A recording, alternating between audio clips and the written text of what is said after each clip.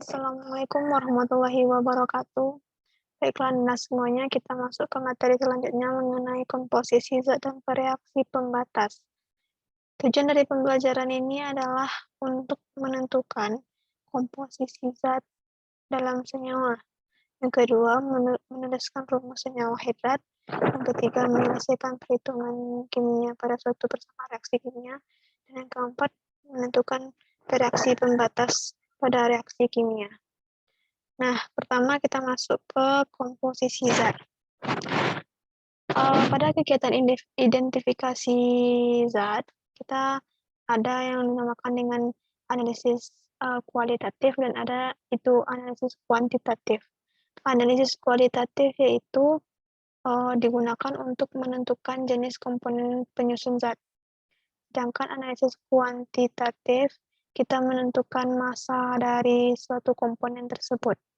Jadi perbedaannya adalah kalau kualitatif itu komponen, jenis komponen, kalau dari kuantitatif itu massa dari setiap komponen. Ya, supaya diingat itu lebih diingat-ingat lagi. Jangan diingat-ingat pokoknya terus. Nah, pertama kita komposisi zat dalam persen massa, dalam persen massa ya, persen massa. Komposisi dinyatakan dengan persen massa ini tandanya. Nah, kita pakai rumus ini, persen massa penyusun zat sama dengan massa komponen dibagi dengan massa zat dikali 100%.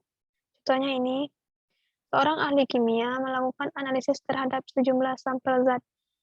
Ia menemukan bahwa sampel seberat 65 gram tersebut mengandung 48 gram karbon, 9 gram hidrogen, dan 8 gram oksigen. Nyatakan komposisi tersebut dalam persen massa. Nah, masing-masing itu kita bikin tabel. Kalau massa zat sampel kan 65 gram di sampelnya, atau massa zat ya, bisa juga kita bikin massa zat. Nah, untuk masing-masingnya itu kita cari karbon, untuk karbon kan gramnya 48 gram. Nah, persen dari massa karbon adalah massa dari C per massa zat. 48 gram dibagi dengan 65 gram, maka didapatkan hasilnya itu 73,85 gram. Terusnya seperti itu sampai oksigen. Nah, yang kedua ada contoh soal lagi. Analisis sampel menunjukkan terdapat 40% kalsium, 12% karbon, dan 48% oksigen. Maka tentukan massa sampelnya 25 gram. Maka seperti tadi carinya juga, cara carinya. Yang ditanya itu masanya ya, bukan yang ditanya itu bukan persen, tapi massa dari masing-masingnya. Maka kita dapatkan itu persen massanya ini, masing-masingnya sampai 48. Untuk mencari massanya, kan kalau mencari persen massa kan massa komponen dibagi massa zat dikali 100%. Jika ini sudah diketahui, maka untuk mencari massa zat, kita dapat mencarinya dengan kalau kita mencari massa H-nya saja, massa A, massa komponen saja, massa komponen masing-masingnya, atau massa H ini saja, maka persen massa H dikali massa zat, ya kan? Berarti perkalian jadinya. Jadi, kita kalikan saja antara persen massanya itu dengan massa zat. Oke, udah paham? Mudah-mudahan paham. Sampai nanti oksigen, dikalikan semuanya. Jadi, harus bisa matematikanya yang lancar ya, supaya nanti pas belajar itu tidak kaku. Nah, yang kedua itu komposisi zat secara teoritis. Ini menggunakan rumus kimia. Itu rumusnya adalah persen massa unsur dalam senyawa persen angka indeks. Angka indeks itu adalah angka yang menunjukkan berapa jumlahnya. Contohnya seperti C6H12O6 ini. Maka harga indeks untuk C itu 6, harga indeks untuk H itu 12, harga indeks untuk O itu 6. Oke? Dikali AR unsur per MR senyawa dikali 100%. Maka kita cari persen massa unsurnya 6 untuk karbon, dikali AR dari C itu 12, dan MR-nya itu 180. Jadi kita ini soal belum ya. Kalau belum diketahui di soal MR-nya ini dicari ya, dicari kayak tadi, cari pelajaran kita sebelumnya, dikali 100%. Oke, sudah didapatkan, maka itu nilainya sampai oksigen. Yang ketiga yaitu menentukan rumus air kristal atau rumus kimia hidratnya. Air kristal merupakan molekul air yang terjebak dalam suatu kristal. Kristal merupakan zat padat yang memiliki bentuk teratur, sedangkan hidrat adalah zat padat yang mengikat beberapa molekul air sebagai bagian dari struktur kristalnya. Contohnya terusi. Terusi itu CuSO4 5H2O. Maka ini kita bikin tembaga 2 sulfat pentahidrat. Karena penta kan kalau 1 mono, 2 di, 3 tri, 4 penta, 4 tetra, 5 penta, maka pentahidrat nih. Nah, yang termasuk ke kristal itu CuSO4. CuSO4 merupakan kristalnya, tembaga 2 sulfat merupakan kristal, sedangkan yang mengikat air atau yang mengikat beberapa molekul air itu dinamakan dengan pentahidrat. Contohnya seperti itu sampai garam Inggris. Jumlah kristal air dalam suatu kristal dapat kita tentukan dengan beberapa cara. Yang pertama dengan memanaskan suatu kristal hingga airnya terlepas. Setelah itu pertama kita timbang dulu kristal dengan yang masih berisi air. Kemudian setelah melakukan pemanasan kita hitung lagi kristalnya. Kemudian kita hitung selisihnya dengan mengurangkan kristal sebelum dikurang kristal sesudah, maka didapatkan berapa jumlah air kristalnya. Kemudian untuk menganalisis reaksi kimianya. Kemudian ini contoh soalnya. Suatu hidrat tembaga 2 sulfat dipanaskan. Ternyata beratnya berkurang sebanyak 36%. Tentukan rumus molekul hidrat tersebut. HRCU 63,5 S32O16H1. Nah, untuk membuatnya kita mencarinya dari berapa rumus molekul hidrat, berarti kita cari berapa jumlah dari hidratnya itu. Jadi X-nya ini yang ditanya. X dari H2O. Ini CuSO4 itu kan 100%. X2O. Kalau yang tembaga ini ini yang ternyata beratnya berkurang sebanyak 36%. Berarti ini berat dari H2O-nya 36%. Nah, untuk CuSO4-nya berapa? 100 dikurang 36, 64%. Selanjutnya kita cari MR dari CuSO4 dan MR dari H2O masing-masingnya. Setelah kita dapatkan MR-nya, persen dari massa tadi kita bagi dengan MR-nya. Maka dapatkan mol-nya kan, persen massanya. Dapatkan mol 0,4 dan 2. Sama-sama dibagi 0,4, ini 1, ini 5. Maka didapatkan 0,4 bagi 0,4 kan 1.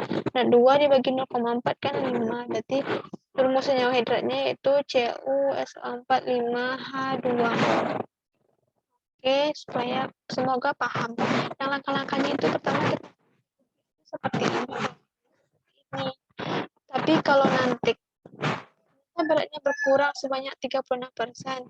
Yang berkurang itu adalah airnya ya. Makanya dibikin di sini air, bukan kristalnya, CuSO4-nya. Tapi airnya 36%.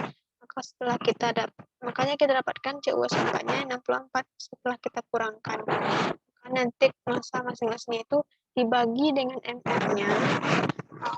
Dulu MR semuanya dibagi MR. Dapatkan ini 0,4121 dibagi dengan nilai yang paling kecil semuanya 0,4 semuanya dibagikan, kita dapatkan hasilnya seperti itu. Kedua, kita menggunakan persamaan reaksi dalam perhitungan kimia. Ini membutuhkan penerapan hukum-hukum dasar kimia dan konsep mol. Nah, kita lihat contoh soalnya. Padatan silikon bereaksi habis dengan gas klorin membentuk lelehan silikon tetrakloida. Menurut persamaan reaksi, Si2Cl2 menghasilkan SiCl2. Berapa mol gas klorin yang diperlukan untuk bereaksi habis dengan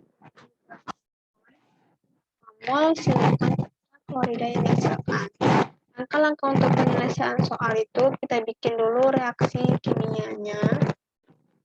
Setelah itu kita bikin seperti ini, mula-mula reaksi, kemudian sisa. MRS. Ini ada itu mula-mula reaksi sisa. Mula-mulanya itu kita bikin, mula-mula di sini kan nggak ada, mula-mula dari SI nggak ada X aja. Kemudian mula-mula dari L2 X, koefisiennya 2 di depan, jadi 2X. Untuk hasilnya belum ada. Itu reaksinya kita kurangkan, kita tambah kalau yang untuk yang hasil. Maka dapatkan nilainya 0, 0, ini X, mol. Pada kondisi mula-mula, mol SI itu misalkan X. Nah, untuk molnya itu kita cari gram per AR-nya berapa. Ini diketahui 30 gram. 30 gram dibagi 28 gram per mol. Maka dapatkan molnya itu 1,071. Nah, berapa mol untuk gas klorin ditanyakan. Gas klorin itu koefisiennya 1. Kalau yang SI juga 1. Berarti gas klorin itu yang Cl2 ya. Berarti kalau Cl2 berarti karena dia 2X mol. Jadi aja 2X mol 2 dikali 1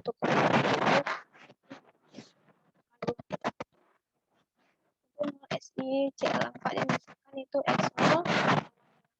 Ini untuk reaksi pembatasan.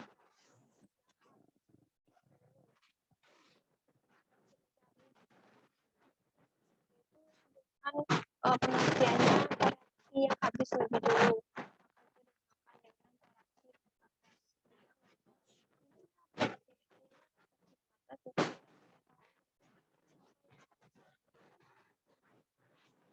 Cara menentukan reaksi pembatas adalah mol masing-masing zat itu dibagi kemudian hasil bagi yang paling kecil itu merupakan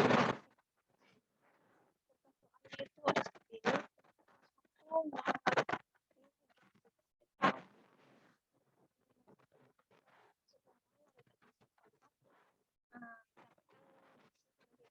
Dua NaOH ditambah H2SO4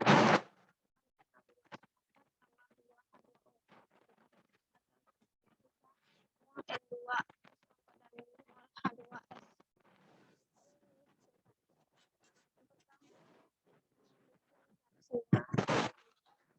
Mula-mula reaksi sisa seperti sebelumnya.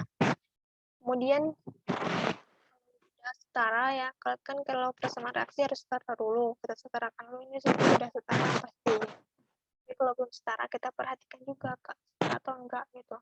Masing-masingnya itu ada 1 mol. Kita bikin mula-mulanya itu 1 mol. Ini juga 1 mol. Kemudian kita bagi dengan kemudian kita lihat 1 dibagi 2 kan 0,5. Iya ya, 1 dibagi. Bentar. Bagi yang habis lebih dulu tuh yang mana? Kita bagi masing-masingnya itu dengan koefisiennya.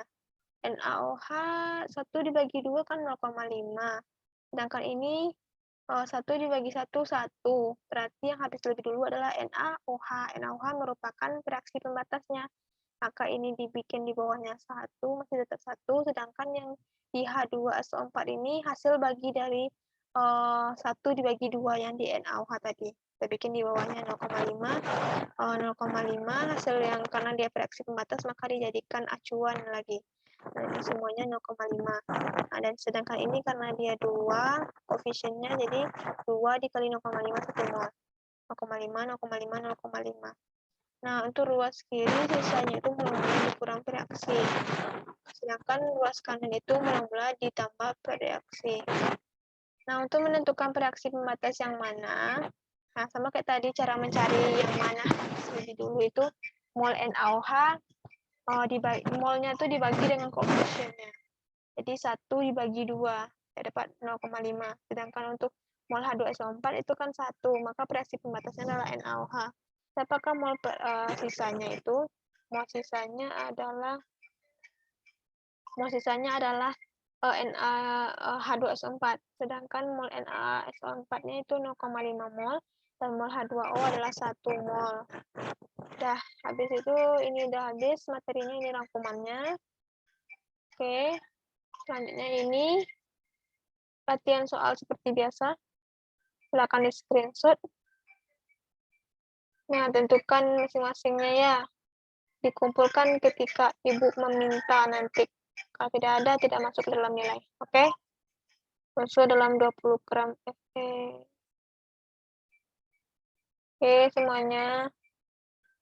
Oke. Dah, itu materi kita sudah habis untuk semester ini sampai reaksi pembatas. Jadi kalau ada anak-anak yang ingin bertanya mengenai materi-materi, kalian bisa bertanya di WhatsApp grup kita ya. Jangan malu untuk bertanya, karena kalau malu bertanya akan sesat di jalan. Sekian dari Ibu. Assalamualaikum warahmatullahi wabarakatuh.